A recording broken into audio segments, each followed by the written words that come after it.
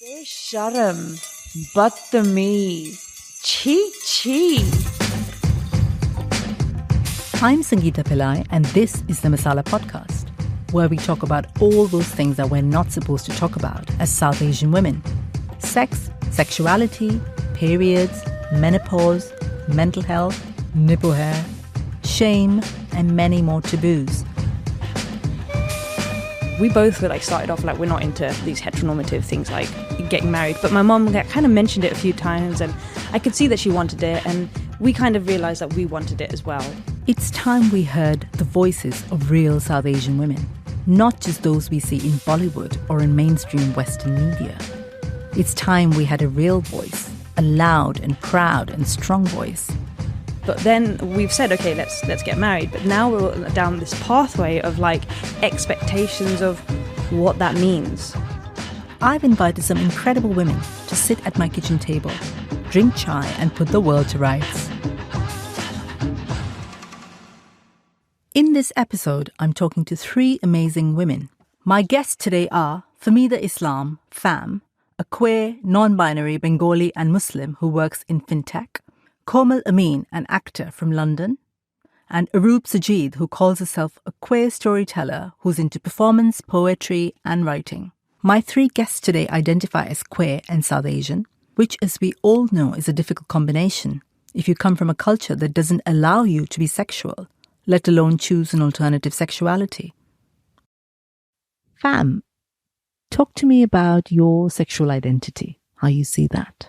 It's developed over the few years. I definitely felt different when I was a kid. From the age of 5, I noticed that I was different to all the kids. Obviously, didn't understand what sexuality was as a kid, right? So I grew up saying that I'm a lesbian. So when I came out first, I was like, yeah, I'm lesbian. I was in my food technology class in secondary school. How old were you? I think I was 15, something like that, 14, 15. And I just had enough because I was being bullied in the class. And I just said, yeah, I'm a lesbian, I'm what? And some people were really supportive. And some people were just like, whatever. And so now, my identity has evolved massively. I think my sexual identity has a lot of politics behind it now. So I actually identify as queer. That's my sexuality. Can you remember the first time you felt attracted to a woman? Yeah, I think my first crush was actually my best friend in secondary school. And I didn't tell her. But, when I finally came out to everyone, I was just had enough of everyone taking the piss and bullying me and stuff, calling me tomboy. It was an all-girls school that I went to. So she was still supportive. She was still a great, great friend.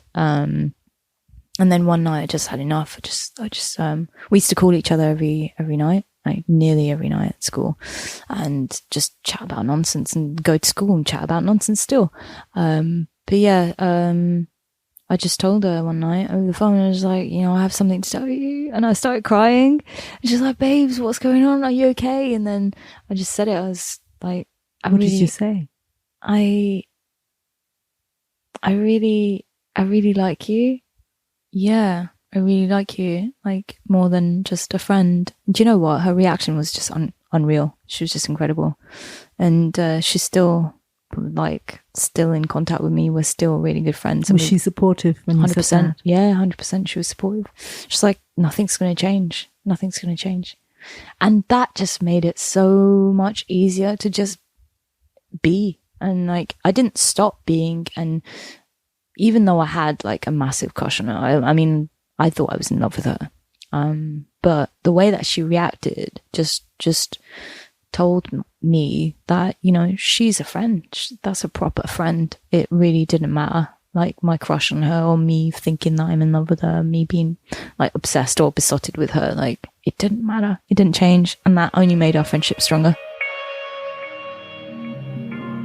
I'm in my 30s now and everything has changed and thought processes have changed and I am more politicized and I recognize my heritage more than I ever have. As a kid growing up, I actually thought I was English. So the school teachers were asking me, what's your nationality and where are you from? And I was like, yeah, I'm English. And the teacher's like, no, you're not English. You're something else. Can you go and find out? And I had to go and ask my family, like, where am I? What am I?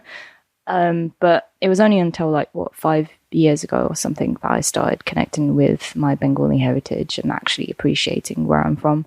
And I've become more politicized in terms of racism and sexuality. So identifying as queer is a whole load of all of that politics in my sexuality. So intersectional feminism and everything else that comes with it.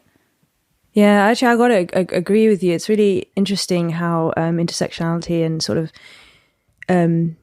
connecting with the wider sort of identity beyond just one sort of thing. Because I actually identified as bi first when I first really started, because I thought, well, I've dated guys and now I'm dating girls, so what's that all about? And I was trying to figure it out. But then I realized that there's quite a lot of biphobia in sort of when I was dating, especially when I started doing online dating. There's a lot of people no bis, amongst other things. So then I'm like, oh, and then people don't take you seriously. I went on a lot of dates. Are you bi? Are you straight or gay? There's no such thing as bi. And then I was like, oh God, if I want to meet a woman, then maybe I should just say I'm lesbian. So for the longest time I said I was a lesbian. But if I'm really, truly, I would probably say that I'm pansexual, because actually I don't really like to, for me, it goes beyond that. I still say to this day to my mum, and even I say, I could fall in love with anyone. It could be a man.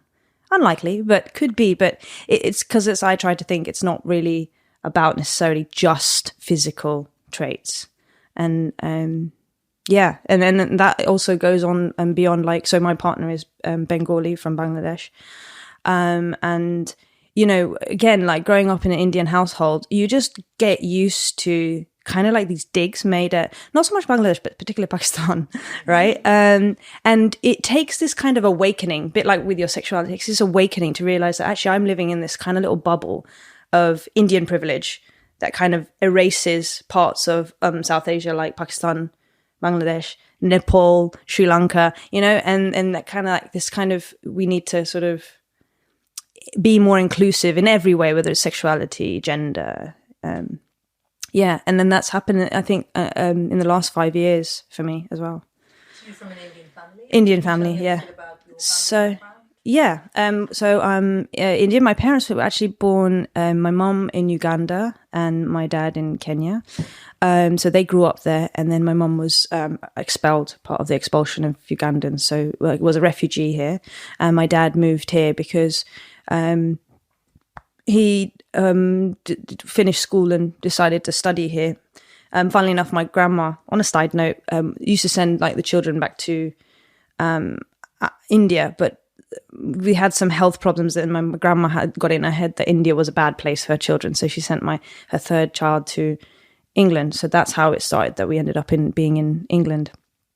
Gujarati heritage. Yeah.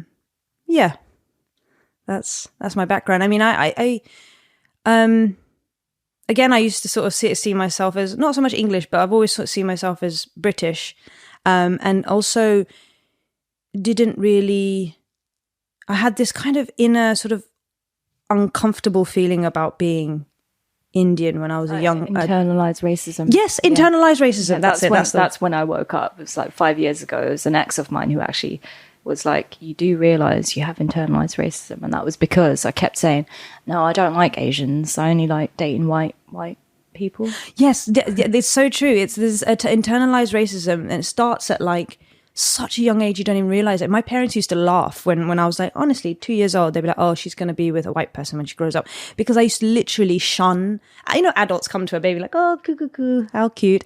I used to shun brown people and black people, and I would just go to the white people. And I was like, where does that come from? Because my parents are not, I don't think that they've necessarily internalized their racism. I think I'm lucky for me that they're kind of, I don't know, outside of that. I don't see them as in that way, but I don't think I got it from my parents. And I definitely feel I got it from school life or nursery life or whatever it was.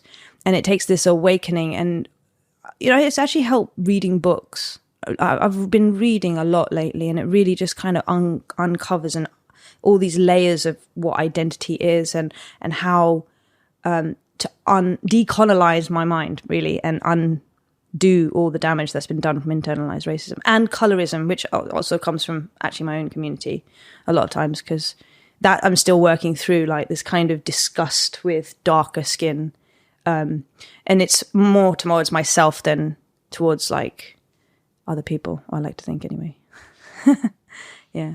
Arup, do you want to tell me a little bit about your culture, your identity, who you identify as? Very confusing. I mean, I grew up in Pakistan, so you would think that I would be so in touch with my culture and my roots and all of this, and, you know, be going to like functions every weekend and stuff. But just we grew up in a white suburb, and it just wasn't the thing. And my mum left when I was very young, and so I didn't have that. Your mum guides you a lot of the time, and I didn't have a lot of that. And so when she left, she was actually like the glue for the family and the glue for our wider community as well. And so when she went, it was just, we weren't in touch with anyone really, even our cousins and stuff. We only saw like maybe once a year or something like that. So that thing was gone, that culture aspect of it. And so my dad was just working to survive and take care of us, and so culture kind of got, you know, shooed to the back. And so I'm very confused even till now. I mean, I don't feel very Pakistani, or the image of Pakistani that I have in my head, or I don't feel that I am in touch with my culture enough at the moment. I mean, even when people meet me, they're like, "You're Pakistani? What the hell?" You know, like, I don't know what I can do. What should I do? Should I wear shalwar kameez all the time? Like, what should I do to make myself be? Because I want to be. Because I am proud. It's not. I'm not shamed because of it or anything like that. It's where I'm from. You know. There's so much beauty to the land and everything. And not to get too nationalistic, because I don't believe in that. But like, I am proud of where I'm from. So, yeah. So I just feel like at the moment I'm very much about. I'm in a learning stage. You've caught me at a learning stage. I haven't figured anything out, and I'm very much taking the first step towards it.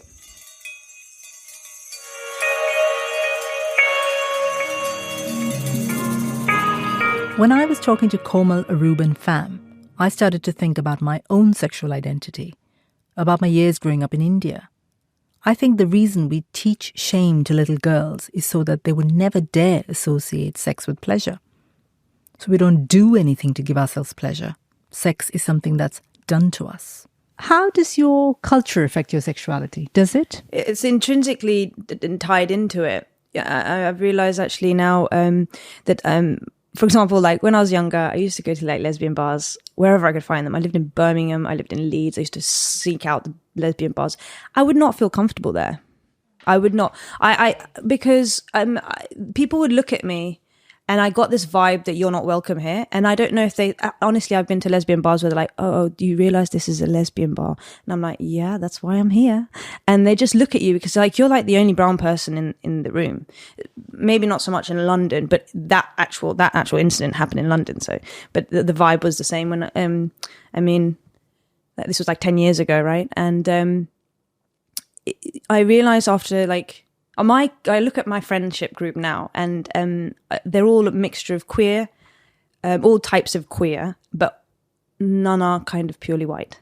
They're all majority Asian, East Asian, sort of mix of people, Middle Eastern, but they're not white. And I think there is this kind of, and I didn't do it on purpose. I just think that there's something I feel like the connection is special where the two intersect, of the intersection between queer and, because, yeah, and that's, I think actually I get on with South Asians or brown people or non-white people the most. And I think, I don't know if it's the world we live in where we've become so polarized that I feel safe.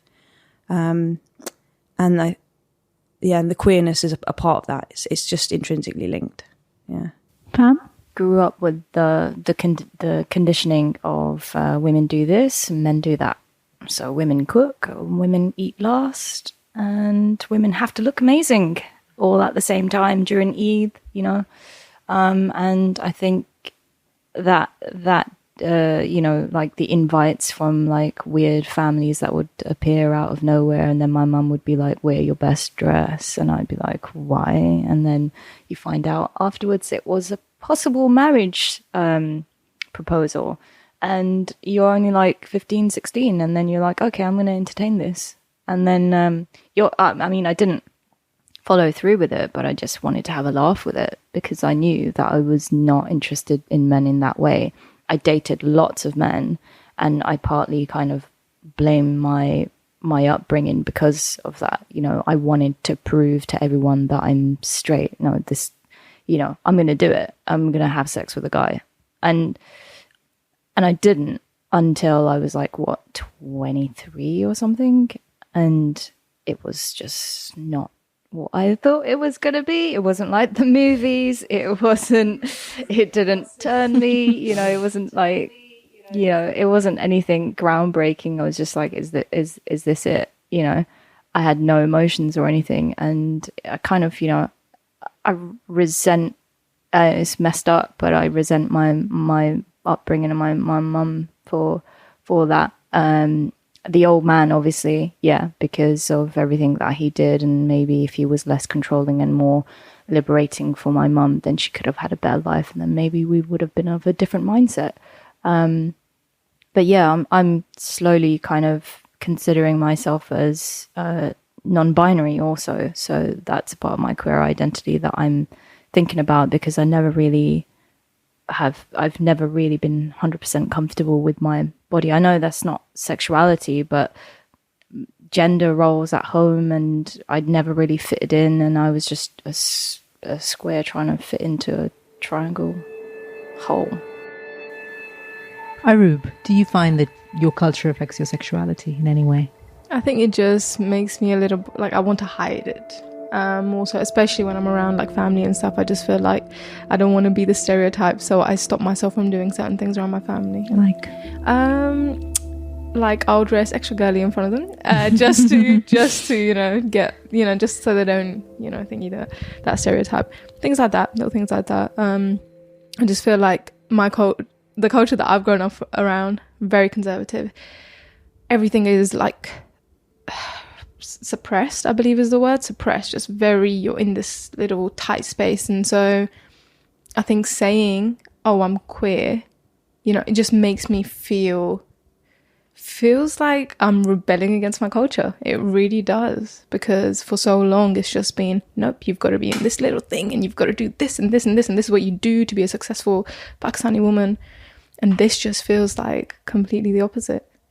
And sometimes I feel good about that, because I'm like, yes, I'm a rebellious woman. Like, yes, you know, 21st century and that. And then sometimes I'm like, oh, why can't I just please my father? You know, it's a very difficult balance. Sometimes it does feel like I'm just raging against the machine. It's interesting what you said, that just by the fact of being queer is not being Desi or being South Asian. Isn't that weird? But it's so true. And there's so many other sort of, even being heteronormative, if you don't do this, you're not Desi. If you do this, you're, you know, there's such a tight little box, I think is exactly what you described. And either you fit there or you don't.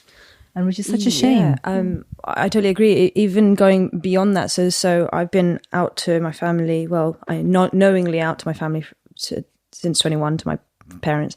But to the wider family, as gossip goes, it's trickled out to everyone eventually. And now sort of everyone knows. But there's still sort of like, even once everyone knows, there's so much stuff, like barriers that you have to get through, and so much heteronormativity you have to wade through. Like, for example, you know, even though I've been with my partner for 3 years and we're engaged, but and then even that, like, I wonder, like, we both were like started off like, we're not into these heteronormative things like getting married, but my mom kind of mentioned it a few times, and I could see that she wanted it, and we kind of realized that we wanted it as well. But then we've said, okay, let's get married. But now we're all down this pathway of like expectations of what that means. And you have to, people expect certain things, and like all of a sudden I'm being taken down this pathway of heteronormative expectations, and it's not right for us, I don't think, you know. And it's like people just want to put you in these boxes and fit you in and make themselves be able to understand. So it's going to be like a little bit of an interesting couple of years trying to break down like expectations of what a married couple looks like, or what even our marriage will be if we get married, or if we want a civil partnership, if we want it to be religious. I mean, yeah.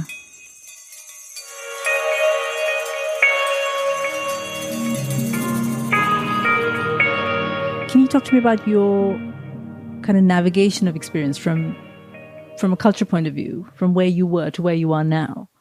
I can tell you about myself. So I think when I was growing up, because everything South Asian was so rigid, I kind of rejected everything. And now as I'm older, I'm going back to it to say, I can take these bits from it. And I'm still South Asian. I don't have to not be that, but I can still be this and this and that. How's your kind of relationship with the culture? Has that changed? Yeah. So like over the last like 5 or 6 years, maybe, I've developed friendships, like really deep, meaningful friendships with Bengali people. I got involved with a queer Bengali collective, who, well, they're called Ep2. That was my first time of like being exposed to really cool Bengalis. I was like, oh, okay, they're really cool.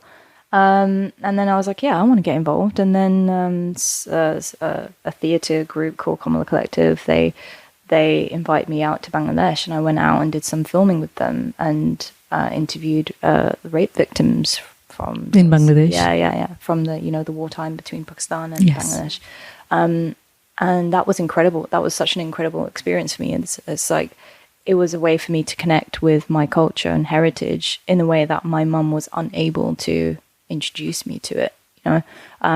Lots of history and lots of color, and there was sad stuff, but there's also beauty, and we're like losing that heritage. And kids these days, like the next generation, hardly any of them are speaking Bengali, and it's just really sad for me. Like maybe 10 years ago, I'd have been like, yeah, that's cool. You don't really need to speak Bengali. But now I'm just like, they need to speak Bengali. Do not lose that heritage, That's interesting, isn't it? As you grow older, you kind of seem to gravitate to the culture that you come from more and more.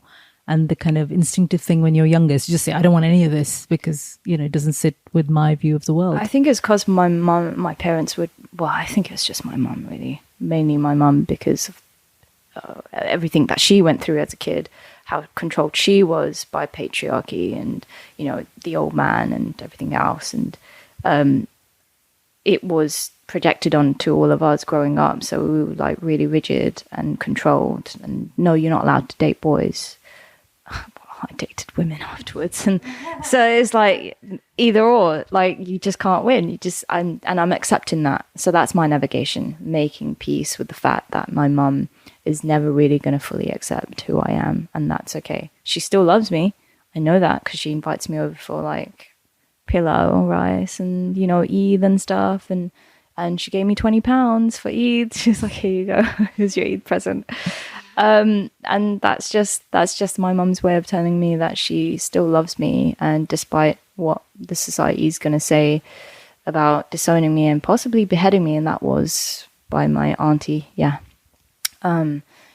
She's still. Did she actually say that? Yeah, my auntie did say that. That was a suggestion as well. The resolution, the solution to me being gay and disrespecting the whole family and lineage and whatever else. But yeah. Koma, what do you think? What's your kind of journey been? Has your relationship with your culture, has that changed as you've grown older? Yeah, like I said before, I had the whole internalized racism, and I was like, I'm British, and but then there's like the whole journey of actually when you kind of live in this world, and more actually I find it that there's a certain there's institutionalized racism, there's a rejection of who you are from so many sort of institutions and facets of this country that you have to re-examine your identity. I think I don't know, for me at least, I couldn't live in this world and be like, I'm only British, because so many parts of people even when I was at university, like I was getting things like, oh, come on, you're dirty because you're brown, or, what's that curry smell? Oh, it's como. It's like with my friends. These are my friends. And I don't hold grudges against them, because I think that was their ignorance. They were 18. They come from wherever in the UK and never met a brown person before. Not an excuse, just, I'm letting go of that. But you realize you're different, and you're made to realize you're different on many different occasions. And so you have to really re-examine all of that. And And like Fam said, it's like you start meeting.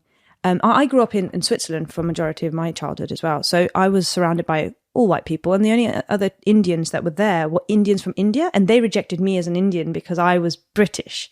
So I did not have a connection to India.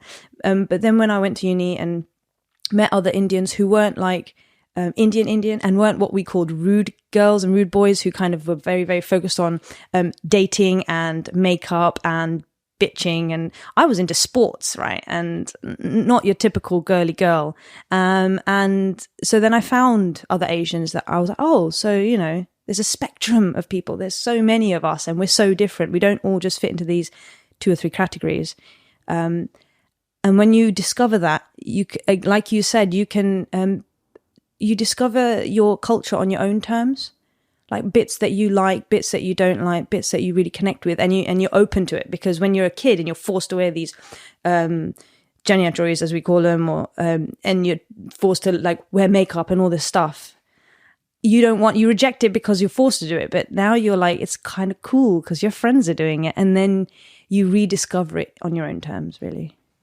So what's the most fun or amazing thing about being South Asian?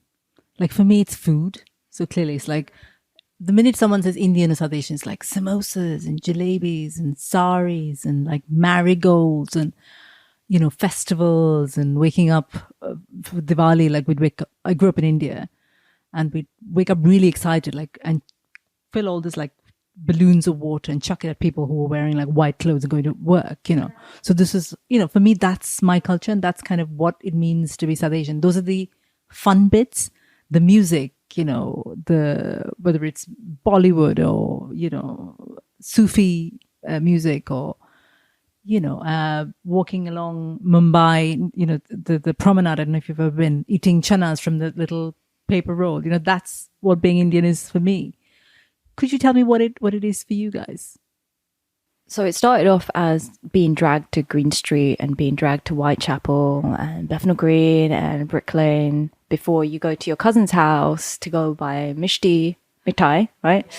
And you know, and sweets and chocolates and crisps and everything that's really unhealthy, and then go there and just eat amazing food. And I really enjoyed it as a kid. I did love it, but I also wanted to be out on the streets. I know I wanted to experience being actually Bengali, like actually South Asian. And actually I didn't even know till like 10, 9, like maybe 8 years ago or something, that we just we can refer to each other as South Asian, because I was just like Bengali and you're Indian, you're Pakistani and you're Gujarati, and you know, and that was it. It was like so divisive. And so I'm enjoying it now. I'm loving everything now. Now I can identify as South Asian and Bengali and enjoy all the colors and the music and the food, and really appreciate like good home cooked food. Like these restaurants that are out nowadays, I'm just like a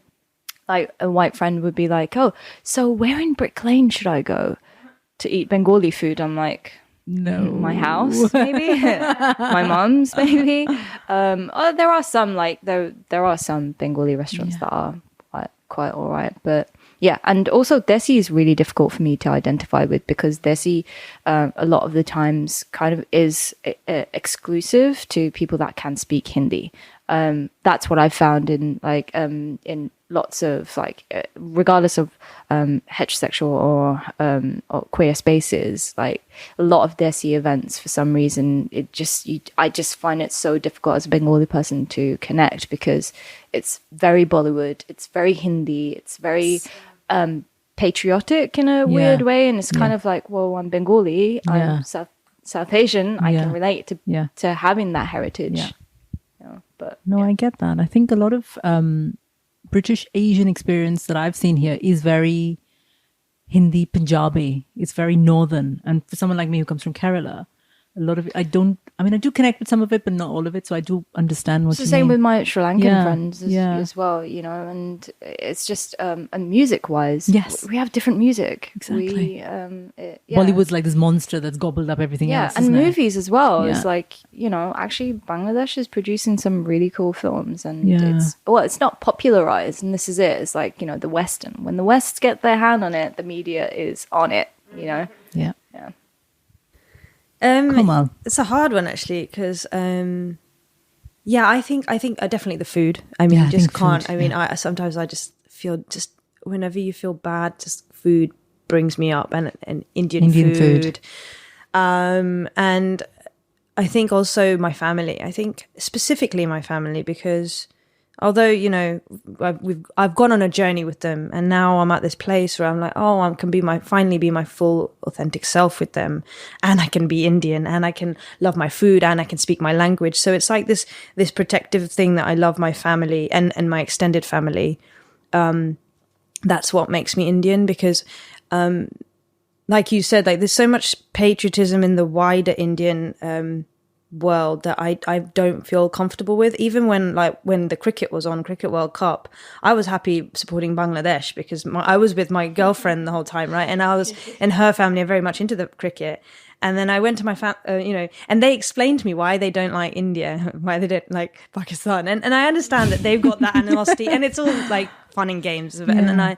But I kind of buy into that a little bit, I suppose. This is really bad. It's actually like kind of quite deep and true. There's kind of like this kind of animosity, especially in sports. Yeah. Yes. And so I have learned, I know there's this kind of, especially what's going on in India now, like I have this deep discomfort with Gujarati people who are really like behind Modi, or even people who love Modi in general. Do you know what I mean? And I've been like let down by my lovely celebrities who I used to love and then be like, oh, you like Modi? Nah, unfollow. That's the best that I can do for you. Unfollow. And all this kind of patriotism. And it happens on both sides because like I kind of suddenly get this like feeling, oh, I've got to protect in my head, like stand by Pakistan and Bangladesh. But also they also have like deep problems of their own politically. And so I'm like, I just don't know how to connect on that kind of grander nationalistic scale. So I just go really zero in, like I love my family and my food and that's it. And those are the ways we connect with our culture and as how, well, yeah, and also just this kind of connection you can find I find in London. I've not found it anywhere else where, you know, Bangladeshis, Pakistanis, Indians can be friends and we can be like, no. star-crossed lovers and all that stuff, you know. It's like a safe space in a way. Yeah. Arup? For me, it's very much about those old Bollywood films, like classic Urdu. Oh gosh, you know, my God, Vaijayantiwala is the most amazing actress to ever live. And yeah, that if I look at that I just feel like I'm in touch with my ancestors, I guess, in that way. That's probably what they were watching, you know? I was watching that actually. Yeah. I just love it. And it's just such beautiful Urdu and just everything, the camera, everything. It was honestly the golden age for cinema. So that makes me feel super connected to South Asia in general. And then also, I just think about my time back in Rawalpindi, like the sense of community that we had there. That is something that I love about our culture so much. And obviously it comes with its bad sides of people being in your business too much and people being judgmental and all of this stuff. But the good parts of that is something that we need to foster, especially in London, where it's just this thing of you don't even speak to your neighbor. Like, how does that happen? You know, why does that happen? So yeah, that sense of community, I just feel like we just need to foster it here. That's one of my favorite things about South Asian culture.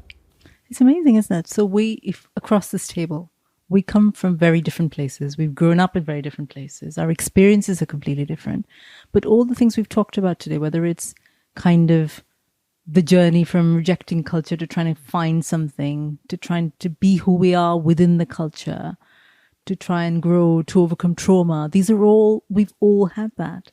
So I think, you know, it personally, when I see the kind of stories coming out of India or the little I'm this and you're that and I don't understand your way. And actually at the end of the day, what do we want? We want love. We want connection. We want belonging. And that's the same for all of us. And it's just really sad, I think, the way the world is going.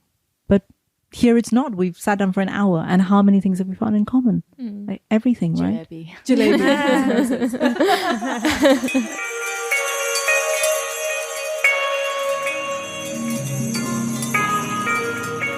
Talking to Fam, Komal and Arub got me thinking about my own sexuality. I learnt about sex through women's magazines back in India in the 80s. We didn't really have sex education at school, and there was no internet. Yes, I'm that old, so no Pornhub or educational videos. I started reading those agony aunt columns, where for some reason most of the questions were to do with sex. Like a little detective, I put the pieces together until I had a full understanding of what went on in people's bedrooms. Gosh, was I shocked when I figured it out. People did that? All these nice uncles and aunties I met, they did that? Anyway, the horror soon turned into curiosity. I read any book I could get my hands on, and a lot of them had very steamy sex. I remember feeling turned on for the first time after finishing a particularly saucy story. But anything sexual felt wrong, and I remember feeling guilty about it. Because I had grown up being told that sex was not for respectable women. Our bodies existed just so they could pleasure men. Female desire was so far removed from the culture that I grew up in. It felt inconceivable that I, as a woman, could ever experience sexual desire, and that I would have the autonomy to demand sexual pleasure. It's been a long journey. Now that I'm in my 40s, I feel proud about my body's capacity to feel pleasure. I'm Sangeeta Pillai. Thank you for listening to the Masala Podcast. Masala Podcast is part of my platform Soul Sutras. What's that all about? Soul Sutras is a network for South Asian women, a safe space to tell our stories, a place to reclaim our bodies, to tackle taboos within our culture, to be exactly who we want to be. Get in touch and tell me your stories about your taboos. Check out my website, soulsutras.co.uk, or get in touch via email at soulsutras.co.uk. I'm on Twitter and Instagram. Just look for Soul Sutras. If you're listening on Apple Podcasts, please subscribe and leave me a nice review. It really helps.